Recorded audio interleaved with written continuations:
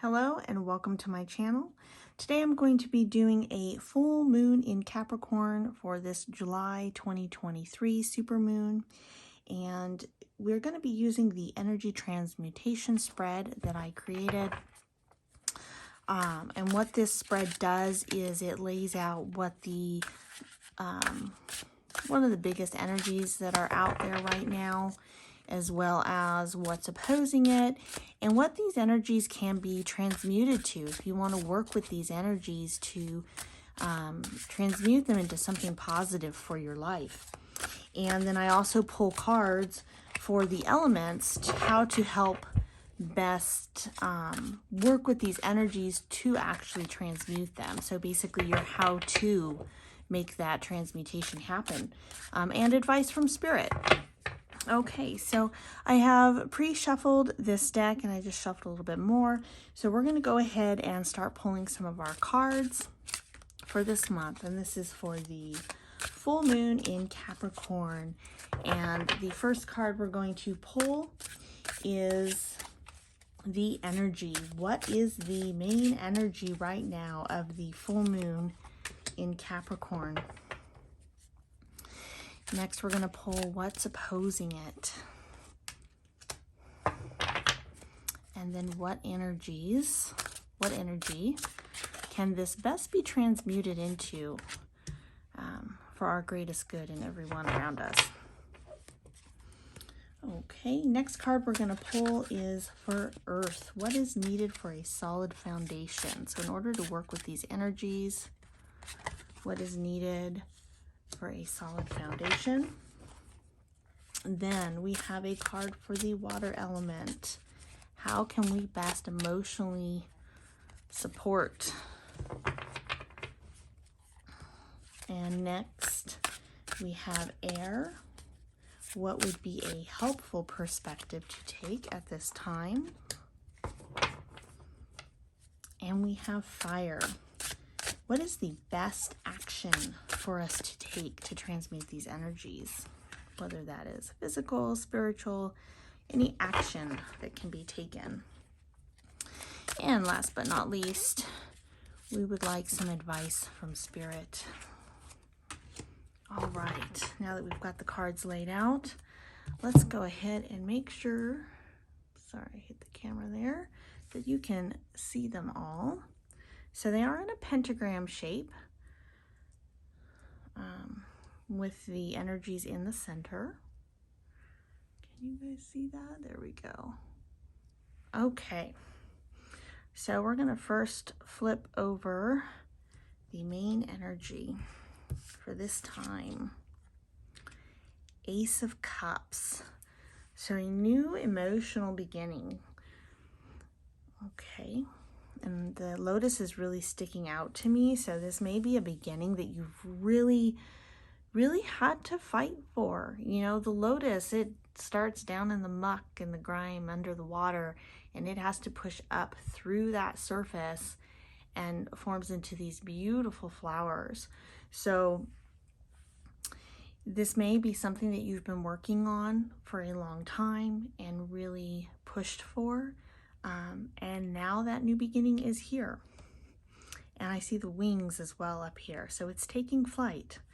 So with that, let's see what is opposing it at this time. Queen of Wands. Maybe a little ambitious.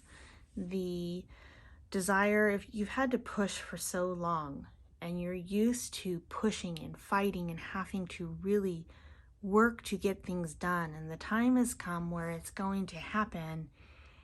And now it's time to have a gentler kind of strength where you just trust the universe, the divine, you know, that it's going to happen, and put your strength in trust, because what this Queen of Wands is showing me as an opposing is that it's not a time to keep pushing to force things to happen at this time. That may have been required in the past, but not at this time. That's not what's needed. And so learning to let go of that energy is opposing this new, gentler, softer, fresh beginnings. It is ready to start unfolding. Okay, and let's see, between those main energies that we have going on, those are some pretty strong energies. Let's see what we can best transmute that into if we decide to actively engage and work with these energies to better our lives. What would the best possible outcome be? Ooh, okay, 9 of Wands. So for me, this card really represents a warrior with will and devotion and strength, and just someone who doesn't give up and keeps going.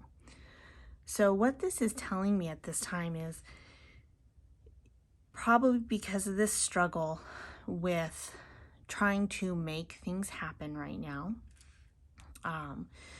Right now, this could be any area of your life, just a new beginning. I haven't got any clues as to if it's in a specific area, but anything brand new that you are developing, the more that you can release, the less struggle you're going to put yourself through.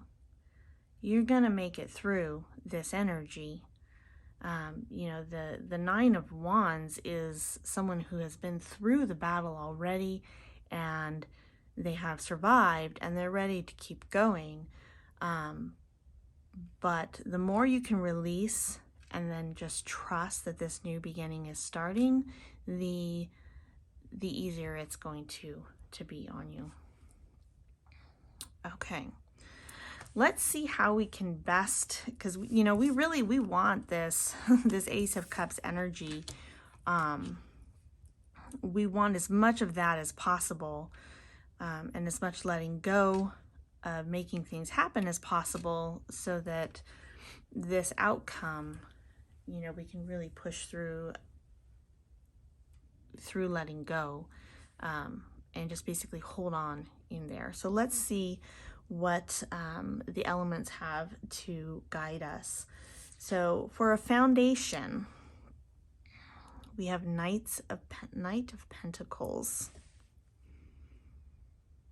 Let me sit with this one for a minute.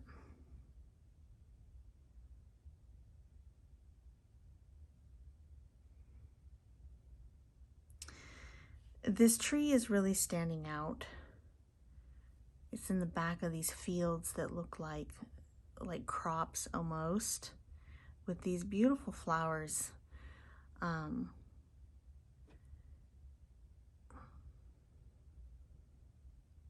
the horse on his shoulder there. The best way to stay grounded at this time is to know that it's a journey. It's a process. It's not all going to happen at once, most likely. Well, for most people, it doesn't. It's certainly a possibility, but, you know, most likely what this is saying here is to stay grounded in the sense and the knowing that this is a process and things happen in the right timing, one step after the other, and you'll make it to that destination. Just stay grounded in that process. And for the best way to emotionally support this, we have the Lovers. Enjoy the ride, enjoy the journey. You know, love what you're doing, love your work, love what you are, whatever this is that you are working on, this new beginning, whatever area of your life that it's in. Make sure that you are focusing on the joy that it brings you. And you know that saying that it's more about the journey than the destination. That is really what I'm getting here. You know, recognize, stay grounded in the fact that it is a process, it is a journey, and enjoy the ride, right? That is going to really help you at this time. Next, we have what would be a helpful perspective to embrace. Four of Wands. Know that what you're working for is going to give you stability. It is going to be a blessing. It's going to happen. This is your destination that you're going for. So if you mentally prepare yourself and know that, just know beyond everything else that you're gonna get there. You know it, you believe it. You know, you're going to have this. You're gonna have that resolve to keep going. And while things might get hard at times, you're gonna find the things to enjoy that make the journey worthwhile. Okay, and then for fire, the best action to take at this time, Two of Cups.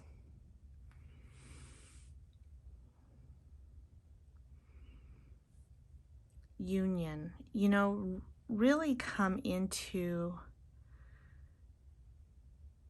a union with this thing you're creating. So the analogy that's popping into my mind, and I apologize if not everyone can relate to this, but this is what's really coming to my mind, is that anyone who has done any type of martial arts training or weapons training for self-defense, one of the things that is taught is that when you hold, say, a stick in your hand, it is then an extension of your arm, of your hand, right? That weapon is an extension of you. So there is that union. You want to have that same connection with what you're looking for. Let it be a part of you. Let it become a part of you. It's not this separate thing that you're working towards or with. It is a part of who you are, and love it, right? Enjoy it, be with it, and enjoy the ride. Find what brings you joy and let it complete you anyway. And that is the best action to take in order to incorporate all these things, because that is really gonna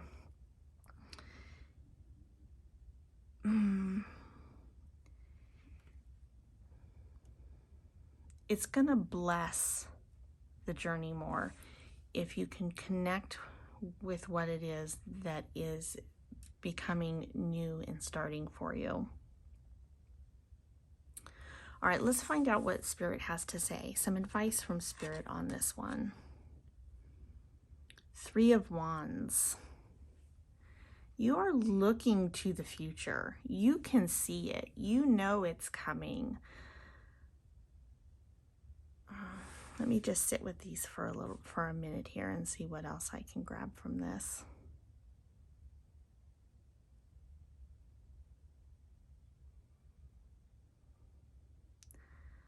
Okay. So what Spirit is saying is to be at peace with this. This man here is standing up on the edge. He can see his destination. It is a gorgeous landscape. And he's looking forward to not just getting to where he's going, but enjoying seeing the sights and experiencing all the experiences that he is going to experience along the way to get there. You know, that brings in again the Lovers and the Two of Cups.